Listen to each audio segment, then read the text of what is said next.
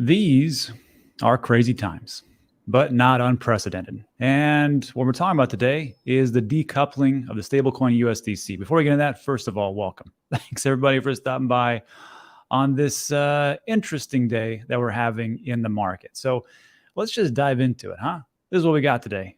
Bam. There you go. Everything's decoupled. So that's it for today. If you like the video, like and subscribe. No, I'm just kidding. So with this one, we're seeing a decoupling of USDC. And I just woke up with this. I go, well, that's kind of interesting. We haven't seen that ever for our stablecoin USDC. And if we look out as far as 14 days or 30 days or 90 days or 180 days or 1 year, or we max out even in the beginning, we've never seen this kind of drop. So what the heck is going on? Well, as you may know, there's been a couple of banks that have gone under, Silvergate being the first one. And it looks like Silicon Valley Bank, Menlo Park, California. That right there, my friends, are people who are waiting in line to get their funds out. So I got to tell you, Celsius, Voyager, BlockFi, and FTX users are like, oh, this is your first time, huh? Yeah, that's what it's like. And I'm just glad. I can't say I'm glad. I'm disappointed in what happened, but it's just it's a relief that it's not another crypto product that has collapsed. So what happened here? What happened, first of all, was Silicon Valley Bank. There's a great video. It was put out by Graham Stephan, and there's a link in the description. And he pretty much just says, look, what they did is they've been around for quite some time, decades. And they invested into a lot of T-bills. Unfortunately, the bonds, treasury bills, they invested into it when it was like 2%.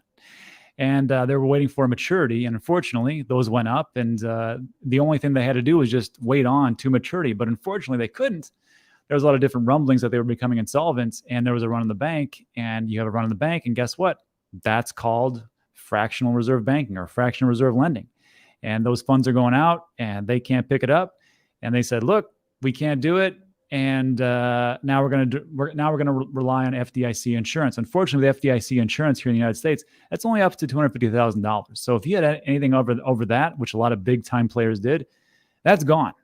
But that's okay, because guess what? The government's going to make it all right. And before we go on, I should have said this in the beginning. Everybody just calm down. It's going to be okay. This is this is not the first time banks have collapsed. This is definitely not going to be the last time. And for me, I think it's actually positive that we're in the right place at the right time with crypto. So the question you probably have is this: well, what the heck does this bank have to do with USDC? Well, this is what it is. So USDC, owned by Circle, what they have to do is they have to have reserves, proof of reserves and all those things. And what they did was they put those reserves into Silicon Valley Bank. And they had $3.3 billion exposed to it. And you think to yourself, well, that's a lot of money. Well, how much is that overall? Well, it's about 12%. So this was from Circle. This was yesterday. Yeah, yesterday, last night, actually. Yesterday, last night, 11 p.m. They put this out. And if you've been with Celsius, you know what this feels like, or Voyager or FTX. They said, look, following the confirmation at the end of today that the wires initiated on Thursday to remove balances were not yet processed. Who here went through that? Raise your hand. That happened. And that happens in traditional banking. That's happened right now and will continue to happen as potentially other banks go out. Who knows if this is going to be a contagion type effect? Nobody knows. Everybody thought the contagion was done anyhow, but that was with FTX. This one's a little bit different. But that's where they're at. And they said, look, out of the 40 billion of USDC reserves, 3.3 billion remain at Silicon Valley Bank. So roughly around 12.2% is their reserves. So is that going to be the most awful thing? Probably not. The question then becomes, well, the other reserves that are other banks, are those also going to collapse? And no one has the answer for that. Who knows? It could be anything. But I found this interesting because remember, calm down. It's going to be all right. Here comes the government to save us. So this was from, this is from Dante Disparte.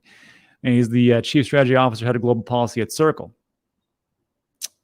Digital currency Governance Consortium. And he says this, he goes, look, Circle is currently protecting USDC from a black swan failure. I got to tell you, I'm sick of hearing the black swans, but here they are.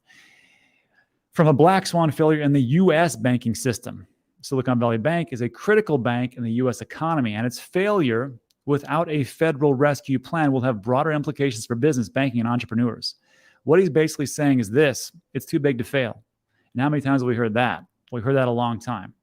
Also, what's also interesting for Silicon Valley Bank, the chief financial officer was also head of the departments, I believe, in the financial departments of Lehman Brothers, and they went bankrupt too. It's amazing how these guys still get jobs.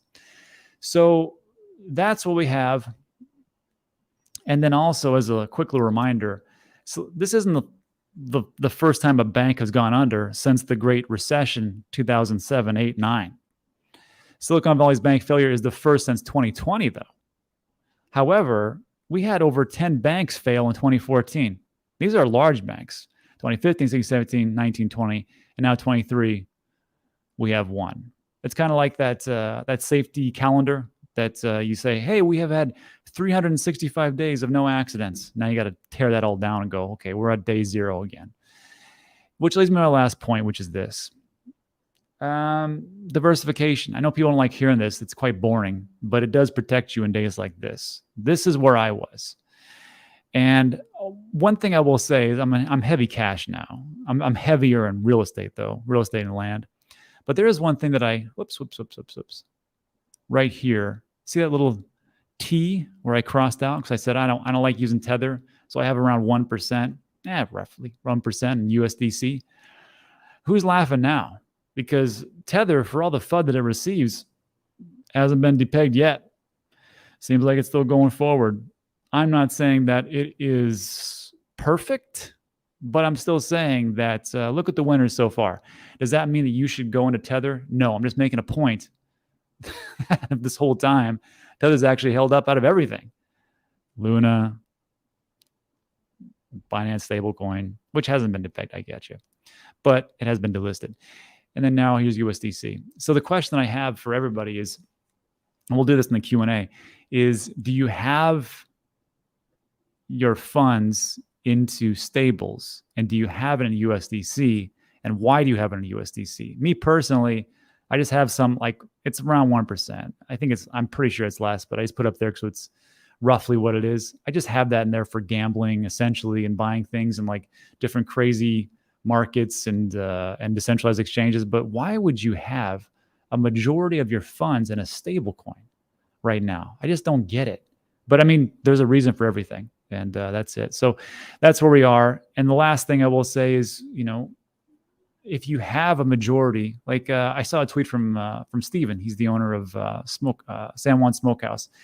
And he said, he went through this with Voyager. And he said, I had a bunch of funds in there and I couldn't take it out. Thankfully, this is one of my the good things. He said, he goes, Rob, I watched your video about Voyager making that uncollateralized loan. I took it all out. He goes, but I can't imagine people who have a ton of their funds in stable coins and USDC, and they can't transfer them out. And even right now, Coinbase just put out a tweet that said, we're not processing your transfers of USDC out. Sorry. And they said, they pointed at that. They said, your funds are safe. And they said, but we're not going to do it over the weekend, maybe on Monday. But don't quote me on this, but I bet on Monday they'll be like, you know what? Maybe that's not going to happen either. So I feel bad for this. What can you do? Well, if it's on an exchange, which I don't know, again, why it's on an exchange, that you have it there. But if you do, and you're on Coinbase, there's nothing you can do. Period. It's locked. If you have this into on your cold storage device, you can think about it and say, well, is that 12%? Is that going to keep depegging? Or is this just around the bank and will it recover? Depends on how much you have. Me personally, again, I have less than around 1%. I'm not going to do anything right now. If I lose it, if it goes to zero, it goes to zero. I doubt it, but it could. And you have to decide. And that's why, like, no one on YouTube can give you financial advice. First of all, they don't know what they're talking about. Second of all, and I'm not saying that everybody's know it.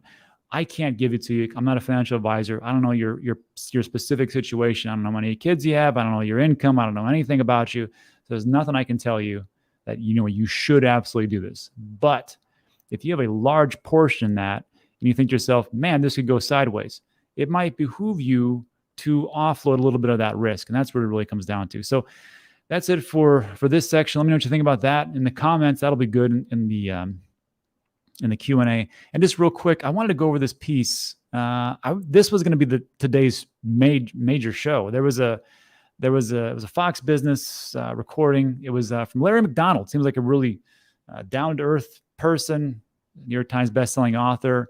And I believe he is where is he? There he is. And he was on Fox News and he said, look, he goes, within 60 days, the stock market's going to crash. And I'm like, well, that's an interesting. And really what it comes down to is this. There was two things that he talked about. He said there's two things we need to look at. First of all, the jobs report. And he expected that there's going to be more jobs added. Different economists also say the jobs are going to be added. So with the jobs being added, the unemployment rate's going to not go up. It's going to go down. And then also he said, look at the S&P earnings per share. So we just to talk about the earnings, the S&P 500 earnings per share, historical charts. He said that, look, he goes, the street is expecting, he said the number of 230. And I'm like, that seems kind of high. Because right now, 2023, January, February, earnings per share is 176. He said that the street expects 230. I'm like, what? And he said, but it'll come down to 190. And I'm like, 190 was where we were at January 20. I just don't see how we're going to go all the way up, because that's what the street is saying. He says, I see it at 190 and way below. So I can see where he's coming from there. But as far as employment levels, we just got the numbers out recently. And let me blow this up. This is Ben's website. Into the Cryptoverse. Can't recommend it enough. There's a link in the description. He's having a sale. There's also a free tier. But everything that you want to know is in the site, really. And you can go through a lot of things. And you can just see here that unemployment level was at, well, this is in millions. So there's 5.69 million. Now it's 5.94. We take a look at the actual rate to see where we're at. And most of us know this. The unemployment rate has actually gone up. And unfortunately, no one wants to see people lose jobs, but that's a positive indicator for the Fed to go, okay, we're doing the right thing, which is causing havoc in the economy. So that jobs report that he was talking about isn't there yet. Does that mean that we can't see things collapse in 60 days? That's not what I'm saying.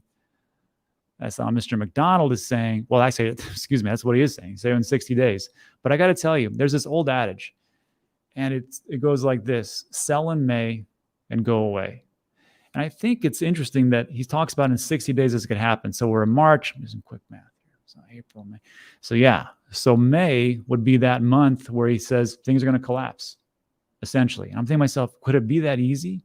It's never that easy, but it's just something to consider. And I'm just going to tell you like this. I'm not here for a short-term thing. If things start to really collapse, I could see it, but I'm just not too sure. Again, I was the person that thought that Bitcoin would go to 150K, and that didn't happen. I thought that Ethereum would go to 10K, and that didn't happen. There's a lot of things that I thought would happen that didn't happen, so I'm just trying to play it safe and just kind of dollar cost average and go from there. So that's what we have in that piece. And I will say this, the easiest way that I found it is like just to take a look at just historical risk bands. If you look at, again, into the Cryptoverse, I love these charts, because it shows you when things are just as far as like risk levels. Actually, I should show you this. Here's the time, Bitcoin time spent on each risk band. And when it goes this level, this means it's like very low risk, means it's way, way, way oversold. People don't want it. There's apathy. Usually it's in the bear market days like this, right? And when you have this since 2009, there's only been 134 days. 134 days in that whole time frame since 2009, when Bitcoin was in pretty much the end-all be-all of buys. And then over here, when it gets super overheated, it's only been 80 days and 18 days. And that's in Bitcoin. And what's great about this, you can take a look at Ethereum. Again, very few days. You can look at Cardano, which is interesting.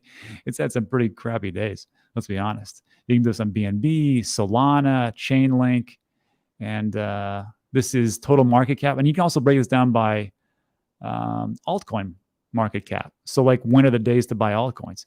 So like for this one, I just want to show you real quick. Right now, Bitcoin, you think it's low? It's not low. The current level is 0.3. 0.3. So what is that? What is that? We're right here. We're right in the dead smack center of the risk days. And I still think that we got some room to go down. So I know like people say, well, Rob, why do you dollar cost average? Because guess what? I could still be wrong. So I dollar cost average. I bet Bitcoin, Ethereum, a bunch of different alts every day, and just kind of sit around, wait till 2025, 2026. That's pretty much it. And then along the way, I'll take some profits when we have these little bear rallies, so I can have a little dry powder on the side. And then what's great about this, again, we're not in that range. Ethereum, you can see like where it goes like deep, deep blue. It's only been a couple times, and it's not even close to that one. ADA, actually.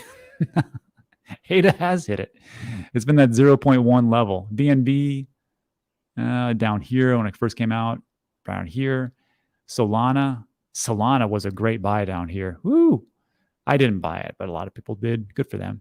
And then Chainlink. Again, these are the things I look at, and it goes by crypto and macro and equity. And if you're looking just to make sense of the whole situation, do your own research. And to make it easy, just do this one. So again, link in the description. You get 10% off with my link. That's 10% for the first month. I finally convinced Ben to give me an affiliate link. Finally, after stealing all this stuff, he still gives me an affiliate link. And that's it for today. So look, that's it for what's going on in the market. It's going to suck for a while, but all you got to do is just survive, essentially. Just put on your work boots, put your head down, and get to the next level. And that's pretty much it. It's not a secret. But that takes care of the news part. If you want to stick around, we'll do a little Q&A. I'll answer all your questions. I'm sure you got some, I see a boatload of questions, and we'll go over that. But if you're not, you got to take off. Thanks for stopping by. I appreciate you. But now let's get into the questions and go from there.